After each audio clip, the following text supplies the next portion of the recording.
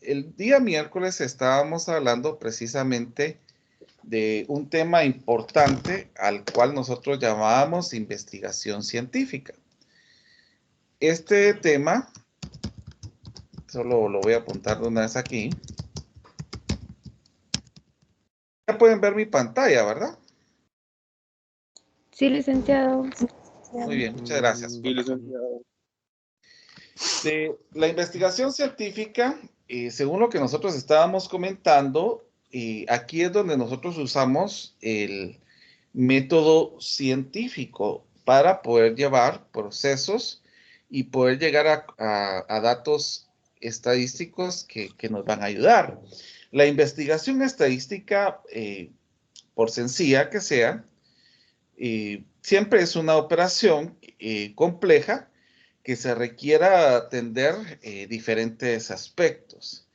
Entonces, los resultados que nos van a brindar esta investigación estadística va a depender de la finalidad que se tenga o la naturaleza de la investigación que necesitemos, pero también de la factibilidad que se tenga de observar diferentes fenómenos. Habíamos hablado la semana pasada acerca de, el día miércoles acerca de la planeación. Y en la planeación nosotros habíamos hablado de algunos aspectos importantes. Primero habíamos hablado del objeto de la investigación. Segundo, habíamos mencionado lo otro que era la unidad de investigación.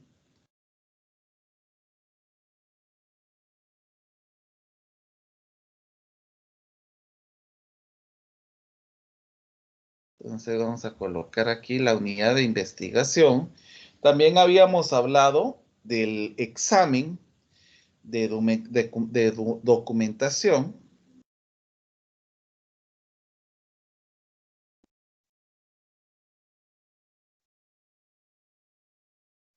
En este caso, en el examen de documentación y metodología.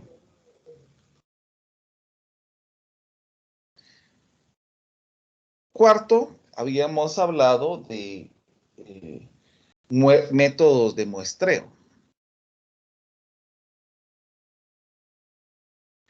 Aquí en los métodos de muestreo, nosotros estábamos señalando acerca de dos, que era el muestreo probabilístico y el muestreo no probabilístico.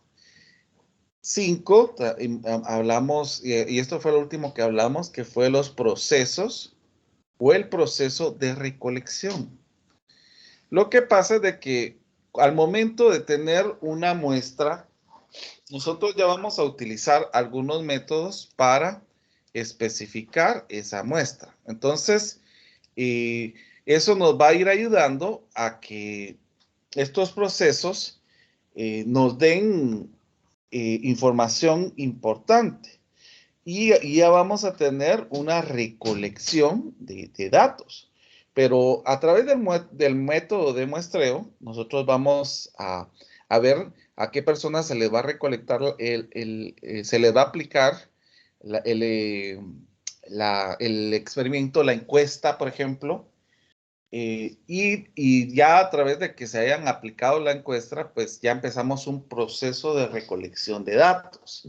Entonces, para poder obtener esa información, vamos a tener, por ejemplo, cuestionarios, que son metodologías o métodos que utilizamos para adquirir información. Entonces, el cuestionario es una técnica. Esta técnica va a consistir en que se tenga un sistema de preguntas y lo que va a servir es para recabar información a las personas que se les está aplicando este cuestionario. Las preguntas que en este caso que vamos a hacer tienen que ir redactadas de forma que se obtengan datos numéricos. Vuelvo a repetir, lo que estamos buscando es que sea estadístico. Entonces yo no puedo cuantificar algo que está cualificado, ¿verdad? O sea, no voy a poder enumerar algo que se toma como atributos. Por lo tanto, nosotros vamos a tener la condición de poder encontrar información por medio de preguntas que nos puedan dar datos cuantificados. Por ejemplo, ¿qué preguntas nos podrían dar datos cuantificados? Yo les podría hacer la pregunta, ¿cuántos miembros viven en su familia? Esos son datos cuantificados, porque ahí no les van a decir muchos, sino que les van a decir 3, 4, 5, 6, etcétera, etcétera, etcétera. Entonces, vamos a tener que hacer ese tipo de redacción. Hay alguien que tiene el micrófono abierto, por eso está rebotando mi sonido. Alguien, si me puede ayudar, al presionar aquí, miren donde está este número 23, van a salir todos los que tienen el micrófono abierto. Obviamente, pues a mí no me vayan a pagar, pero a los demás que tengan el micrófono abierto, ustedes lo pueden apagar. Gracias. Bueno, solo el mío, vuelvo a repetir, no me lo vayan a pagar. Ahora, en el proceso de recolección que estamos hablando de cuestionario, tenemos que tener unas características importantes en el cuestionario. La primera característica que vamos a tener es la claridad. Aquí tiene que ser una claridad en la terminología que vamos a emplear para hacer las preguntas. Lo segundo que vamos a tener para esto es usar códigos.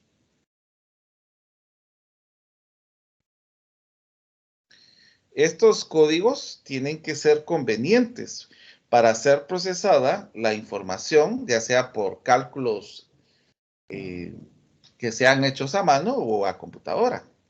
Y la tercera característica es que no sea extenso.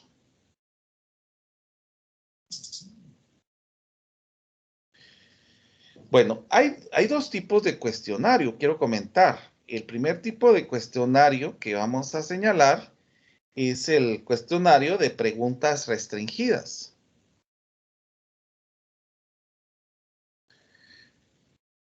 Vamos a ver. Y estas son a las que nos vamos a enfocar más directamente. Y les voy a decir por qué. Que den datos numéricos, porque así vamos a poder cuantificar. Ahora, en el caso de ser restringida, es, por ejemplo, pedir una opinión. Esa podría ser una pregunta que no sea restringida. Si yo pido una opinión, en cambio, si yo les pido que contesten ya con ítems, entonces va a ser más sencillo para mí.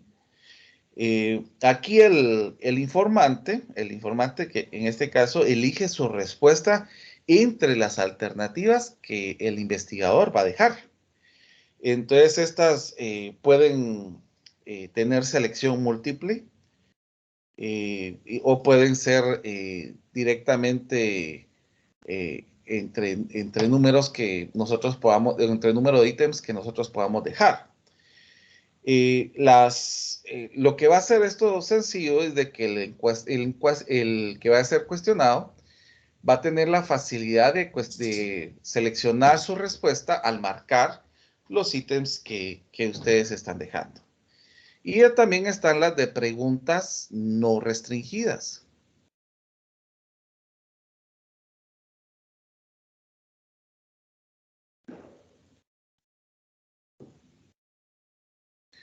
En este caso, a esta se le conocería como cerradas y esta como abiertas.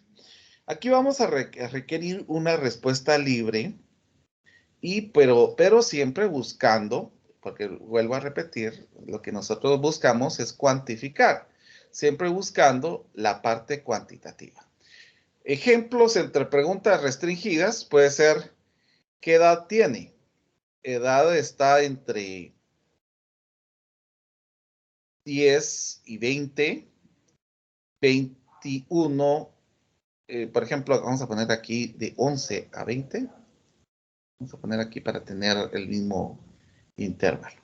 De 11 a 20, de 21 a 30 y así sucesivamente. Entonces, el encuestado va a marcar. Ahora, si yo le pregunto acá qué edad tiene, entonces esta no está restringida. Yo puedo colocar un 15, puedo colocar un 20, puedo colocar, dependiendo de la edad que se está colocando. Esa sería la diferencia entre las preguntas que son restringidas y no restringidas.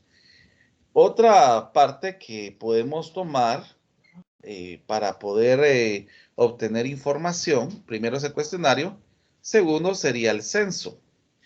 El censo es la información que se obtiene de la población, llegar a todos los pobladores de un lugar y que en este caso pues nos interesa tener resultados. Aquí se realizan por medio de padrones, perdón, y los censos generales de población se hacen cada cierto tiempo. Otra cosa que nosotros podemos tener para poder recolectar es la encuesta, y esta es la que más se utiliza en la parte de investigación. Y aquí sirve para obtener información sobre un grupo o muestra de población. Aquí esto puede ser de las siguientes maneras. Aquí vamos a señalar de qué maneras podemos tener los resultados de la encuesta. El primero podríamos señalar con observación directa. Voy a correr esto un poquito.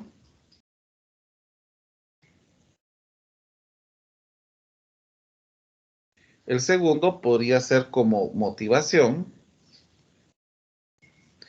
Aquí quiero señalar una parte importante de esto de la encuesta. La observación directa no requiere de cuestionarios porque hay respuestas que pueden hacerse por medio de observación. Aquí, la motivación, en este caso el entrevistador, va a preguntar libremente sin estar sometiendo de una forma rígida o un formulario, procurando obtener los datos que aclaren el motivo de la encuesta. En este proceso es un poco costoso, un poco que lleva un poco de complejidad, pero, pero requiere bastante tiempo para poder recabar toda la información que necesite el investigador. Otra forma en que podemos hacer la encuesta es por medio de teléfono. Por ejemplo, hacer llamadas. Aquí se emplea para algunos estudios específicos como radio y televisión, cuando se quiere determinar la audiencia que se está determinando en algún problema. Pero también se hace para hacer cuestionamientos acerca del teléfono. Yo no sé si ustedes se han dado cuenta, pero cuando ustedes llaman a una compañía telefónica, les dice, por favor, llene la encuesta que está al final, porque ahí van a evaluar a las personas cómo los atendieron. Entonces, esa es una encuesta que se hace por medio del teléfono. Hay otras más, por ejemplo, está el correo. Por ejemplo, ahorita que estamos en pandemia, podemos mandar un enlace. Bueno, podemos hacerlo también por redes sociales o por correo, que enviamos el link y ellos nos respondan a través de ese link que nosotros mandemos. Otra que podría ser es por entrega personal del cuestionario, de la encuesta, que se lo demos personalmente a la persona, y el otro puede ser por medio de panel que podamos tener. Otro proceso de recolección que podemos tener, que es importante señalarlo, es la entrevista. Entonces, la entrevista se usa más que todo en investigaciones cualitativas, quiero señalar. ¿Se recuerdan cuando estuvimos hablando de la diferencia entre la investigación cualitativa y cuantitativa? es que la cualitativa va a buscar los atributos de un sector en general. Hay diferentes formas de hacer una investigación cualitativa, pero la entrevista podría acoplarse a esto, porque podemos encuestar a las personas que están pasando por una experiencia, por ejemplo, que nosotros estemos aplicando un experimento, podemos encuestar a los papás, a los hijos, a los maestros, de qué tal sintieron esa aplicación de una metodología nueva acerca de las enseñanzas. Entonces, por eso es de que en este caso la entrevista, por lo general, va directamente a ¿cómo se llama? A una investigación cualitativa. Hay dos tipos de entrevista que también quiero señalar. Está la entrevista dirigida, que en este caso se sigue un procedimiento que es establecido con antelación para hacer los cuestionamientos de forma guiada. Y está la no dirigida. Y la entrevista no dirigida es que deja la iniciativa totalmente al entrevistado. Nosotros solamente ponemos al entrevistado un tema y él se va a descoser entre todo el tema. Otra cosa que tenemos que tomar en cuenta para hacer el planeamiento es el presupuesto de nuestra investigación. El presupuesto nos va a ayudar a determinar con cuánto vamos a necesitar para hacer nuestra investigación. Los puntos que se deben tomar en cuenta en este caso del presupuesto podría ser los estudios preliminares. Por ejemplo, he tenido que ir a bibliotecas, he tenido que ver en internet qué investigaciones se han hecho anteriormente de esto. La propaganda, o sea, que vamos a ir a anunciar a los institutos e ir a pedir permiso precisamente para hacer el estudio ahí específicamente. Impresión de los cuestionarios, uso de equipo, viáticos, transporte, tabulación, papelería, contratación de personas que nos van a apoyar en todo el proceso, publicación del informe. O sea, hay un montón de cosas que nosotros podemos tomar acá. El séptimo punto para la planeación es el calendario. Hay diferentes tipos de cronogramas que nosotros podemos llevar, pero es importante que nosotros utilicemos una en específica. En el caso particular, yo les voy a sugerir la gráfica de Gantt, que es una sugerencia personal. El octavo punto que tenemos que tomar en cuenta en cuanto a la planeación es la preparación del cuestionario o del instrumento.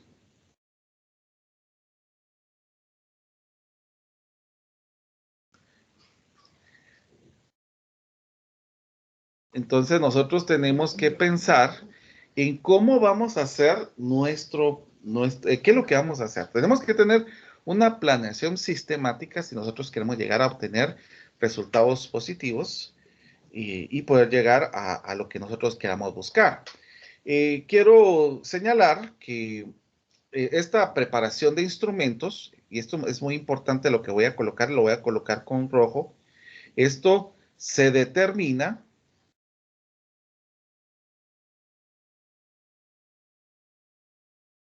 por los objetivos que me propongo. Y es muy importante que lo tomen en cuenta. Se determina por los objetivos que yo me propongo en mi investigación. El número 9 sería la selección y preparación.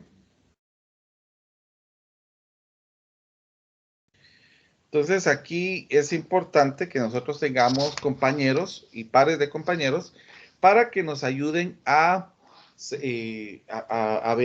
visualizar una investigación y que ellos nos ayuden a medir de tal manera que no sea sesgada la investigación. Por eso es de que es muy importante que nosotros lleguemos a esos procesos. Entonces, esto es muy importante para que nosotros podamos realizar toda nuestra investigación.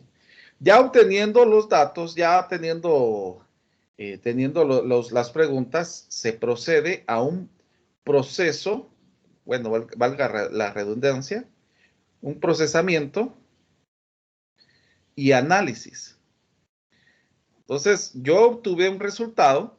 Bueno, pero ¿qué significa ese resultado? Entonces, entro a un procesamiento y análisis de los resultados que yo voy obteniendo. Entonces, es importante que nosotros vayamos observando todos esos procesos. Quiero comentar, hace poco hice una investigación. Yo sé que dentro de poco va a estar en la universidad, en la biblioteca de la universidad, pero fue el año pasado que yo presenté una investigación acerca de procesos de didácticas específicas en el área de matemática, ya que yo estudié enseñanza para la matemática, pues me enfoqué directamente en esos temas. Entonces, precisamente tuve una ventaja en esta parte estoy buscándolo porque es que lo tengo en mi, ¿cómo se llama? En mi disco extraíble, pero no encuentro el cable. Pero les quería comentar de que esta tesis tenía que tener en cuenta todos los aspectos.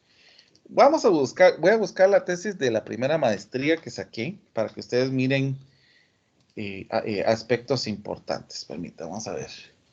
Ustedes pueden encontrar las tesis solo escribiendo el nombre de la persona y escribiendo tesis, ¿verdad?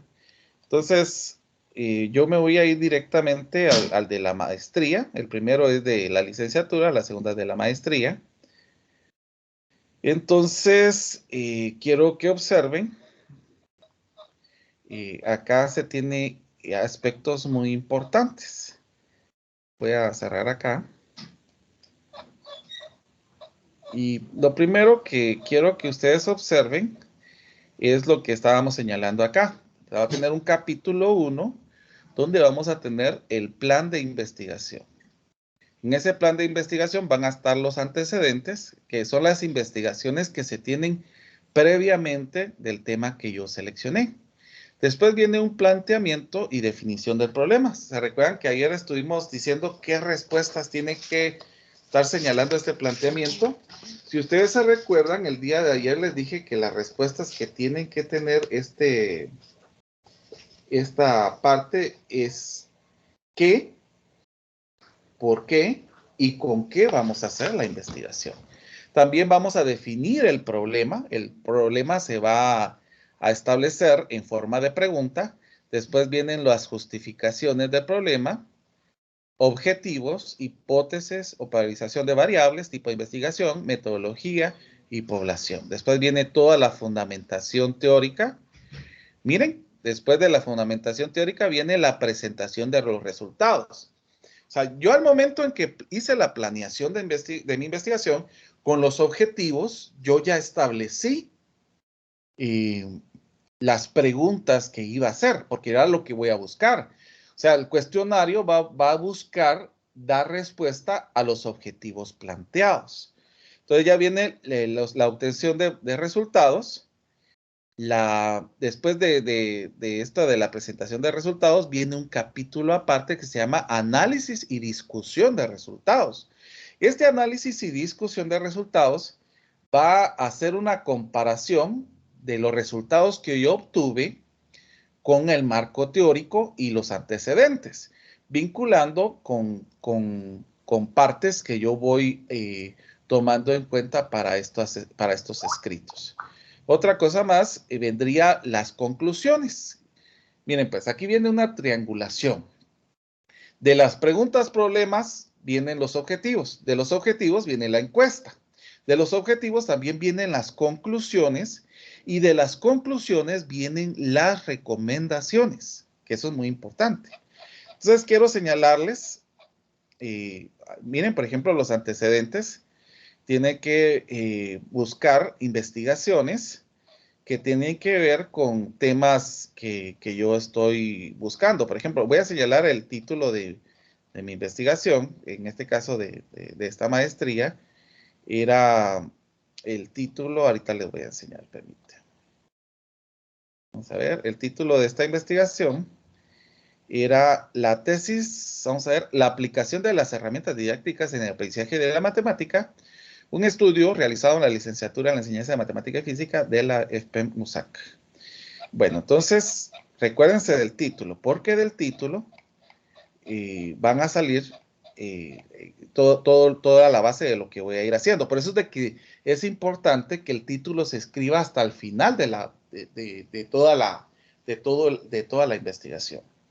Entonces, al inicio, usted va a tener un montón de información y ya después va a detectar las variables y a través de eso usted va a poder llegar a esa conclusión. Entonces, si ustedes se dan cuenta, como era la aplicación de herramientas didácticas, aquí está uso de materiales didácticos manipulativos para la enseñanza de aprendizaje de la geometría.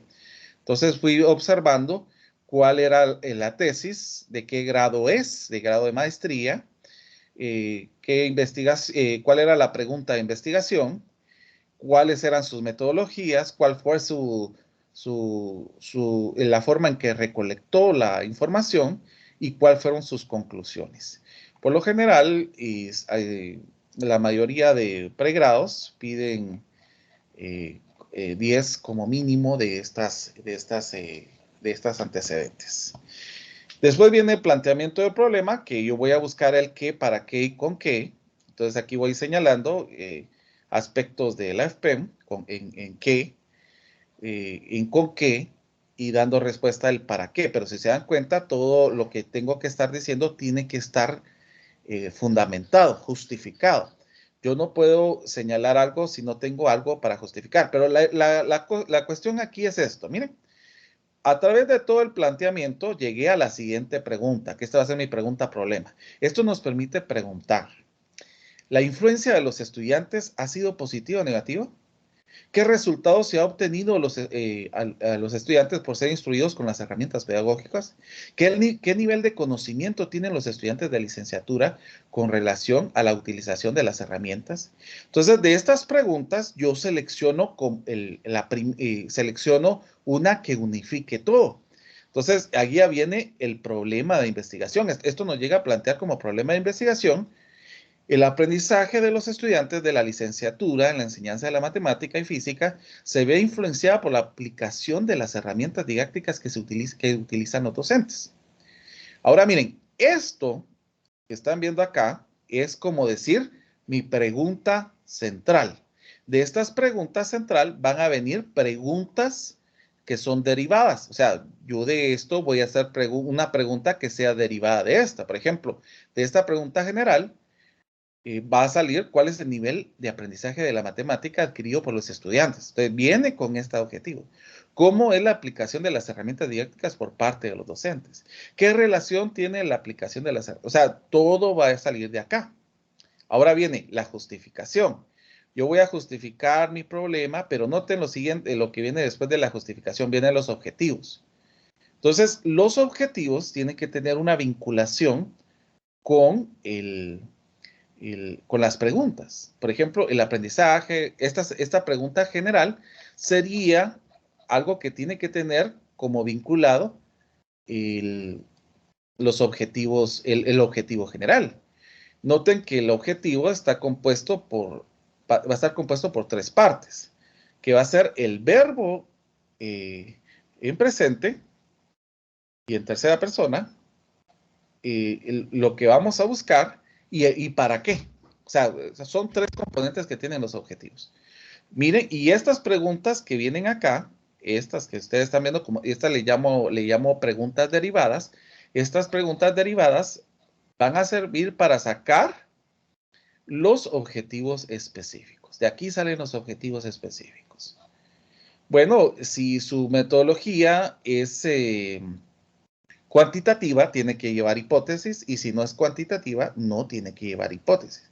Si es mixta, porque es parte cuantitativa, sí tiene que llevar hipótesis. Después viene la operalización de las variables. O sea, ya teniendo mi título, yo voy a ver las variables.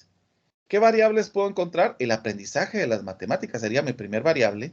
Y mi segunda variable sería las herramientas didácticas. Hay una variable que va a ser dependiente y la otra va a ser independiente. Pero estas tienen que estar compuestas por estas partes que tenemos aquí, que es la definición teórica. O sea, ¿qué dicen los expertos acerca de este concepto? Noten que estoy haciendo cita textual. Después viene la definición operacional. Según lo que yo voy a investigar, para qué es lo que, cómo veo yo el aprendizaje de las matemáticas. Después vienen los indicadores. ¿Qué me indica que hay aprendizaje de matemáticas? Que un alumno puede resolver problemas, que puede aplicar el contenido, que tiene un nivel de eficacia en resolución de problemas matemáticos. Después viene la técnica que es revisión y registro de calificaciones, para llegar a los instrumentos, que es la guía de revisión. Lo mismo se hace con las otras variables. O sea, esta tabla es importante que ustedes la tengan. Después viene el tipo de investigación. Si ustedes se dan cuenta, aquí voy a ir señalando qué tipo de investigación. Mi investigación en este caso fue descriptiva correlacional. Y fui citando por qué es descriptiva y correlacional. También tiene un enfoque cuantitativo, porque se utilizan mediciones y establece relación entre las variables.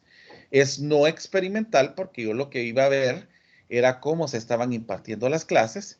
Y nuevamente se utiliza la pregunta de investigación acá. Después viene las metodologías, qué métodos se van a utilizar para esta parte, qué técnicas voy a utilizar, qué instrumentos y cómo los voy a ir utilizando. Por eso es de que es importante que todo eso lo vaya viendo en las justificaciones y en el planteamiento. Ustedes observan que aquí ya se mira metodología, las técnicas que voy a aplicar, estas tienen que estar relacionadas con la tabla que les acabo de enseñar, la entrevista, observación y revisión de notas.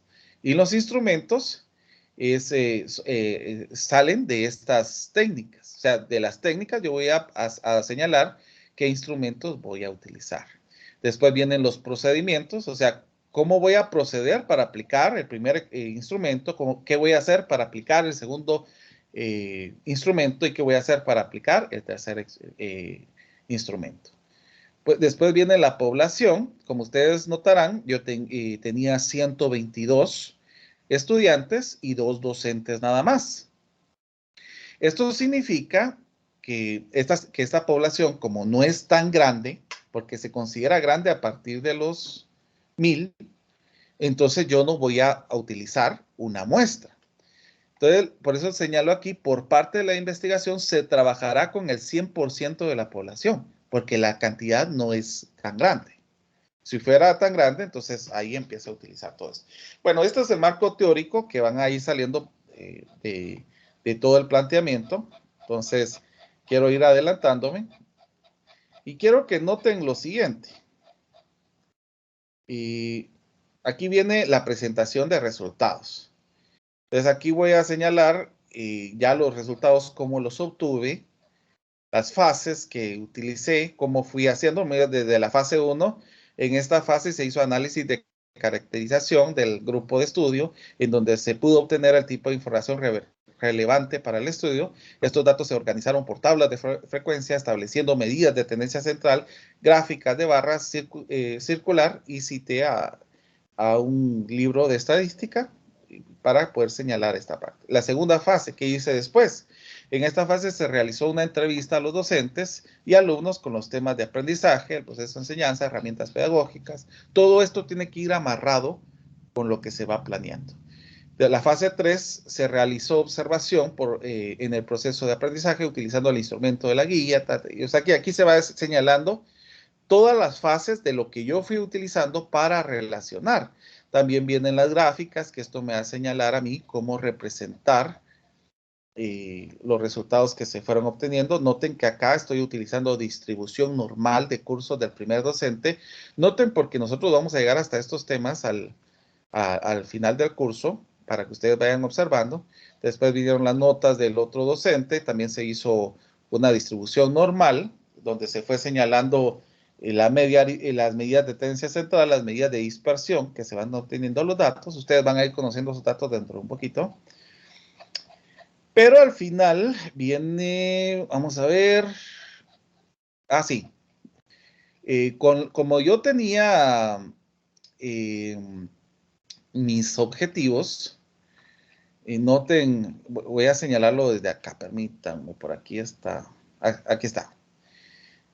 Como yo tengo variables, mi primera variable era el aprendizaje de matemática.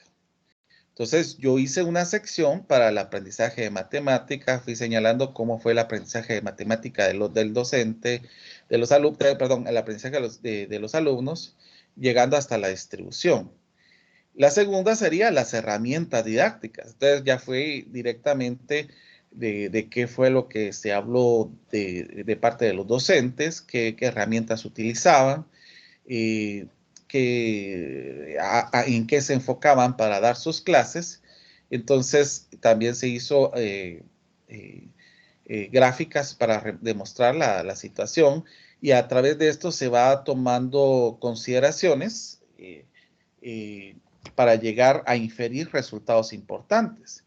Entonces, si ustedes observan, aquí se dice la gráfica tiene una simetría negativa con una agudeza leptocúrtica. Aquí se llegan a tocar temas de asimetría y cortosis. Y nosotros nos vamos a observar con el pasar del tiempo qué significa esto que sea leptocúrtica, qué significa que sea asimetría positiva, qué significa que sea asimetría negativa. Pero hay una cosa que quiero que vean observando, que a través de estas categorías yo puedo señalar como muy buena, como regular, como deficiente la aplicación de herramientas didácticas, que si ustedes se recuerdan, era la segunda variable que tenía. Entonces, después de esto, pues me enfoqué directamente al análisis. Hice una correlación entre el aprendizaje de matemática versus la aplicación de herramientas.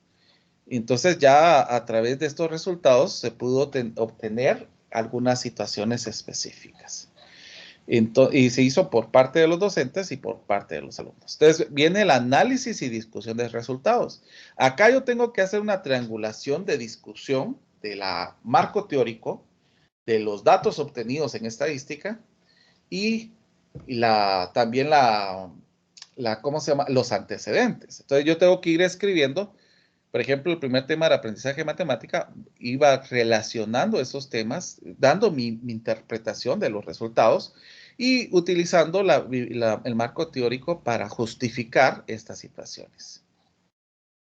Después viene, vamos a ver, vienen las conclusiones. Como les dije, las conclusiones salen de los objetivos generales, de los objetivos, perdón. Pero esos objetivos fueron obtenidos los resultados por medio de los instrumentos. Entonces, miren, mi primera conclusión, los estudiantes de licenciatura en enseñanza y de la enseñanza de matemática y física han obtenido malos resultados en las evaluaciones, siendo solo el 46% de los estudiantes que obtuvieron un resultado arriba de los 61 puntos. Por lo tanto, el aprendizaje ha sido considerado como nivel bajo. Esto hago mención más adelante que las calificaciones no tienen nada que ver con parte de los docentes. Quiero aclarar eso. Muchas veces en matemática son las bases que trae el estudiante con conocimientos previos. Pero quería señalar estudios específicos para que ustedes vayan conociendo cómo se puede ir relacionando la investigación con la estadística y por qué es tan importante hacer un estudio en este caso. Bueno, ahora sí, vamos a adentrarnos. Solo voy a hacer un